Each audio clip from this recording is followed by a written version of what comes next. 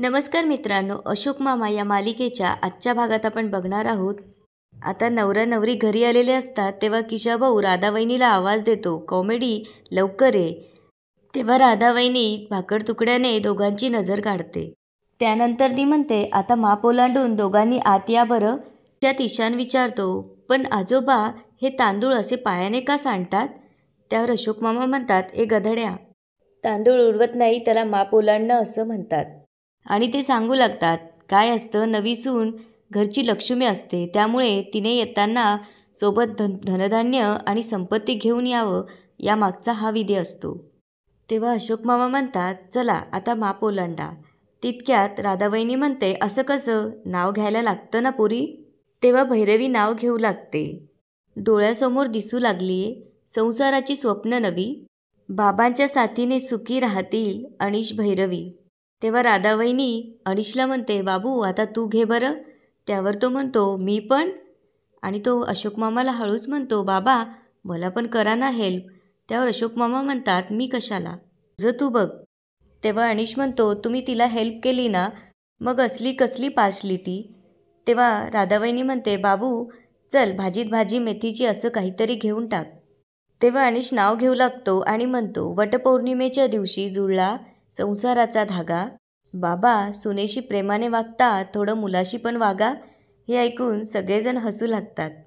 तेव्हा अशोक मामा म्हणतात, पण यात भैरवीचं नाव कुठे आलं? तेव्हा अनिश पुन्हा नाव घेतो, वटपौर्णिमेच्या दिवशी जुळला संसाराचा धागा, बाबा भैरवीशी प्रेमाने वागतात, आता तरी अनिशशी प्रेमाने वागा.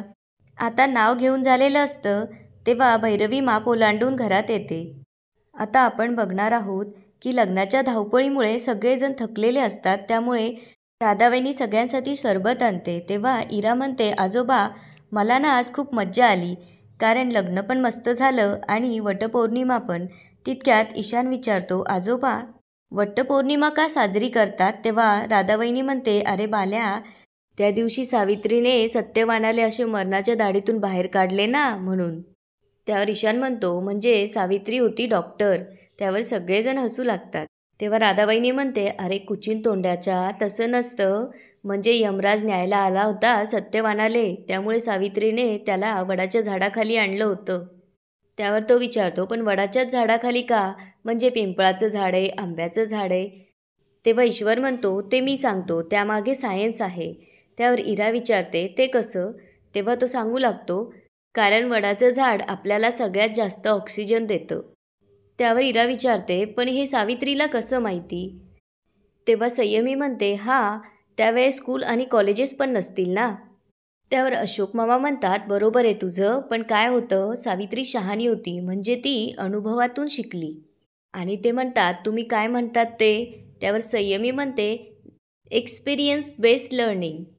तेव्हा इरा म्हणते, हो, आमच्या स्कूलमध्ये पण सांगतात, nature is a best doctor. त्यावर अशोक मामा म्हणतात, परफेक्ट. तेव्हा इरा म्हणते, सो सावित्रीला माहीत होतं की यात झाडातून खूप जास्त ऑक्सिजन मिळतं, त्यामुळे ती सत्यवानाला त्या झाडाखाली घेऊन गेली, त्यामुळे त्याला खूप जास्त ऑक्सिजन मिळाला आणि त्याचा जीव वाचला, करेक्ट? त्यावर अशोक मामा म्हणतात, करेक्ट. तेव्हा ईशान विचारतो, पण वडाची पूजा अनिश काकाने का केली? त्यावर अशोक मामा म्हणतात, कारण नवरा बायको हे दोघं इक्वल असतात. आता इकडे किशाभाऊ भांडे घासत असतो तेव्हा राधावहिनीला म्हणतो, बघा, नवरा इकडे भांडे घासून राहिला आणि बायको दात कोरत बसली. तेव्हा राधावहिनी म्हणते, चुप बसा नाव तुम्ही, कायले बडबड करून राहिले, माहीत नाही का तुम्हाले, नवरा बायको ते काय म्हणतात, इक्वल असते ते. घासा भांडे घासा. त्यावर किशाभाऊ ऐकू न आल्याचं नाटक करू लागतो. तेव्हा राधावहिनी म्हणते, काही उपयोग झाला नाही त्या नाटकाचा, कोणी फुटकी कवडी दिली नाही इलाजाला. त्यावर किशाभाऊ म्हणतो, तू लई तुरु तुरु तुरु तुरु धावत होती, काय झालं, चालली होती लवंगीची माळ फोडायला, अगरबत्तीचा चटका तरी बसून राहिला का? लग्नाचं भिंग फोडलं म्हणे, काय झालं त्याचं? म्हातार फक्त एक दिवस तनतन करत होता, शेवटी काय झालं, आलीच ती बया माप ओलांडून लात मारून घरात. म्हाताऱ्याने सगळ्यांची तोंड बंद करून त्यांना मिठी मारली. मी तुला सांगतो, जोपर्यंत ती सुनबाई घरात आहे तोपर्यंत आपल्याला काहीच मिळणार नाही. राधावहिनी म्हणते, जा भांडे घासा, मला जरा विचार करू द्या. आता इकडे सगळे गाद्या लावत असतात तेव्हा इरा म्हणते, आजोबा तुम्हाला माहिती आहे, ईश्वर काकांनी मला ₹500 दिले, त्यावर ईशान म्हणतो, जास्त उड्या मारू नकोस, चंदोबाने तर मला 1000 रुपीज दिले. तेव्हा संयमी म्हणते, काहीही बोलू नका आणि ती अशोक मामांना सांगते, आजोबा या दोघांनीही त्यांच्याकडून हट्टाने पैसे मागून घेतले. तेव्हा अशोक मामा त्यांना म्हणतात, हे बघा, आजपासून तुम्ही तिघांनी इथेच झोपायचं माझ्यासोबत. तितक्यात राधावहिनी आणि किशाभाऊ येतात आणि विचारू लागतात, भाऊजी पण आम्ही कुठं झोपायचं? त्यावर अशोक मामा त्यांना म्हणतात, तुम्ही मोठ्या महालामध्ये. हे ऐकून दोघंही खुश होतात आणि किशाभाऊ म्हणतो, मोठं घर बघितलं की काय? तेव्हा अशोक मामा म्हणतात, हो, खूप मोठं घर बघितलंय, चांगलं डेकोरेशन केलंय, फुलामाळांनी सजवलेलं आहे आणि चांगली भांडी लावलेली आहे. जवळच आहे. त्यावर राधावहिनी विचारते, या सोसायटीतच आहे का? त्यावर ते म्हणतात, हो, अगदी जवळच, म्हणजे किचनमध्ये. तेव्हा ईशान म्हणतो, कसं आहे ना किशा मामा, तुम्ही रात्री घोरतात ना, त्याची रेंज इथपर्यंत कमी येते म्हणून आम्ही तुम्हाला प्रमोशन दिलंय. तेव्हा राधावहिनी किशाभाऊ म्हणू लागतात, काय ना भाऊजी, 2 खोल्यांचं घर असतं तर आम्हाला बी आणि पोटांना बी अडचण झाली नसती. त्यावर ईशान आणि इरा म्हणतात, पण आम्हाला इथे पण अडचण होत नाहीये. त्यावर राधावहिनी गुड बेटर बेस्ट म्हणून तिथून निघून जाते. आता इकडे भैरवी अनिश त्यांच्या रूममध्ये असतात. तेव्हा अनिश भैरवी जवळ येऊन म्हणतो, फायनली जमलं आपलं. त्यावर भैरवी पण म्हणते, फायनली. आणि दोघंही खूप खुश दिसत असतात. तेव्हा भैरवी म्हणते, मला असं वाटलं होतं की आपलं लग्न झाल्यावर फार काही बदलणार नाही. तेव्हा अनिश म्हणतो, नाही कसं, आता मला गादी घालावी लागणार नाही. त्यावर भैरवी म्हणते, एवढंच बदललं आहे, बाकी काहीच बदललं नाही, म्हणजे इमोशनली वगैरे काहीच नाही. त्यावर अनिश म्हणतो, अगं मला तसं बोलायचं नव्हतं. त्यावर भैरवी म्हणते, मग कसं बोलायचं होतं? त्यावर अनिश म्हणतो, भैरवी प्लीज काम डाऊन, मी मस्करीत बोललो.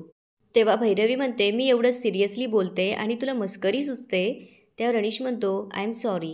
त्यावर भैरवी म्हणते, सॉरी बिरी नाही, सॉरी म्हटलं की झालं, असं नसतं अनिश.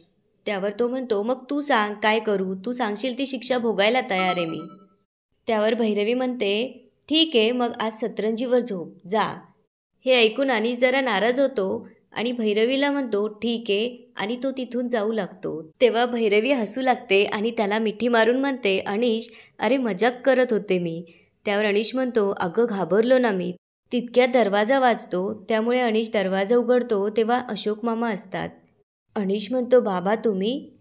तेव्हा अशोक मामा म्हणतात, येऊ काय, डिस्टर्ब तर नाही केलं ना तुम्हाला? आणि म्हणतात, छान वाटतंय तुम्हाला दोघांना एकत्र बघून. तेव्हा अनिश म्हणतो, बाबा बरं झालं तुम्ही आलात, आम्हाला तुमच्याशी बोलायचं होतं. त्यावर अशोक मामा म्हणतात, माझ्याशी कशाबद्दल? तेव्हा तो म्हणतो, आम्हाला परत एकदा सॉरी म्हणायचं होतं. त्यावर अशोक मामा म्हणतात, ते होय, ते सोडून द्या. काय आता तुमच्यावर नवीन जबाबदारी आली आहे, त्याचं भान ठेवा. हुशार तर तुम्ही आहातच, पण आता शहाणे व्हा. आणि ते म्हणतात, इतके दिवस तुम्ही वेगवेगळी कारणं सांगून बेडरूममध्ये एकत्र राहण्याचं टाळत होतात. खरंच तुमचं मला कौतुक वाटतं. सगळा खोटेपणा केलात, पण या बाबतीत तरी तुम्ही आपले संस्कार विसरला नाही. आणि ते अचानक विचारतात, तुमच्या हनीमूनचं काय, तुम्ही तिकीट काढतात की मी काढू? त्यावर ते म्हणतात, नाही बाबा, आम्ही बघू. आणि ते दोघंही त्यांना नमस्कार करतात आणि अशोक मामा तिथून जातात. आता इकडे दुसऱ्या दिवशी अशोक मामा आणि ईश्वर वॉकवरनं परत आलेले असतात. तेव्हा समोर असलेले केळीचे पानं आणि सजावट बघून अशोक मामा सगळ्यांना आवाज देऊन विचारतात, हे काय? त्यावर देसाई म्हणतात, अहो, काल तुमच्याच मुलाचं लग्न होतं ना, त्याचंच आहे हे. लग्न मस्त झालं आणि जेवण तर 1 नंबर होतं. तेव्हा अशोक मामा म्हणतात, ते काल होतं आणि लग्न काल दुपारी होतं, हे अजून इथे कसं? आणि तो ईश्वरला म्हणतो, हे आपल्यालाच आवरायला पाहिजे, चल. त्यावर देसाई म्हणतात, ओ माझगावकर, थांबा थांबा, तुम्ही म्हणजे ना कहरच आहात, आम्ही करतो हे. त्यावर अशोक मामा म्हणतात, करायचं असतं तर कालच केलं असतं. प्रत्येक काम हे वेळेतच झालं पाहिजे, शिस्त म्हणजे शिस्त. तेव्हा ईश्वर अशोक मामांना तिथून घेऊन जातो. तेव्हा देसाई म्हणतात, माझगावकर म्हणजे धन्य आहेत बाबा. आता इकडे सकाळी भैरवी चहा करत असते. तेव्हा राधावहिनी येऊन म्हणते, आमच्यासाठी पण ठेव. तेव्हा भैरवी म्हणते, मला वेळ नाही, मला ऑफिसला जायचं आहे, तुम्ही चहा ठेवून घ्या, असं म्हणून भैरवी तिथून जाते. हे ऐकल्यावर राधावहिनीला जरा आश्चर्य वाटतं आणि ती भैरवीला जाऊन विचारते, म्हणजे लग्न कालच झालं आणि तू आता अशी भिंगरीवाणी ऑफिसला लगेच चाललीस? म्हणजे लग्नानंतर पूजा असते, देवदर्शन असते आणि ते काय आईवडिलांकडे जायला लागते. त्यावर भैरवी म्हणते, मुंबईत सुट्टी घेणं लगेच परवडत नाही मामी, सगळं होईल ते नंतर करू.